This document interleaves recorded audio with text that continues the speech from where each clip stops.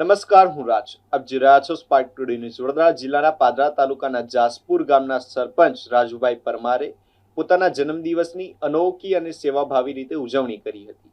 જન્મદિવસ નિમિત્તે જાસપુર ગામ અને આસપાસના વિસ્તારોના મહિલા સખી ભજન મંડળોની બહેનો દ્વારા શ્રી રામદેવ પીર મંદિરે સામૂહિક ભજન કાર્યક્રમનું આયોજન કરવામાં આવ્યું હતું.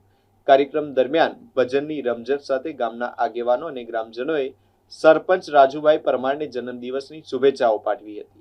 જન્મદિવસની ખુશી વહેતા સરપંચ દ્વારા તમામ મહિલા ભજન મંડળોને રોકડ ભેટ તેમજ બહેનોને સાડીનું વિતરણ કરવામાં આવ્યું હતું. આ ઉપરાંત ઉપસ્થિત તમામ લોકો માટે ભોજનની વ્યવસ્થા પણ કરવામાં આવી હતી. સેવા, સંસ્કાર અને સમાજ પ્રેમ સાથે ઉજવાયેલા આ જન્મદિનની સમગ્ર વિસ્તારમાં પ્રશંસા થઈ રહી છે. આજ રોજ જાસપુર ગ્રામ પંચાયતના અમારા લોકપ્રિય સરપંચ રાજુભાઈ પરમારનો જન્મદિવસ છે અને આ વખતે અમને એક અનોખી રીતે જન્મદિવસની ઉજવણી કરી છે. ગણપતપુરા ગામે જે વર્લ્ડ હેરિટેજમાં જેનું નામ છે ઘેલું ઝાડ જે કહેવાય અને રામદેવજી મહારાજનું મંદિર છે, તો એ મંદિરે જાસપુર ગામની અંદર આવતા સખી મંડળોને બોલાવી અને આધ્યાત્મિકની સાથે ભજન અને ભોજનનો કાર્યક્રમ રાખ્યો છે અને પ્રસાદી રૂપે દરેક જે સખી મંડળની બહેનો છે એમને સાડી પણ વિતરણ કરવાનું છે આજે. તો આવા સેવાકીય કાર્યો એવો અવારનવાર કરતા જ રહે છે. તમે આ બધા સાક્ષી છો.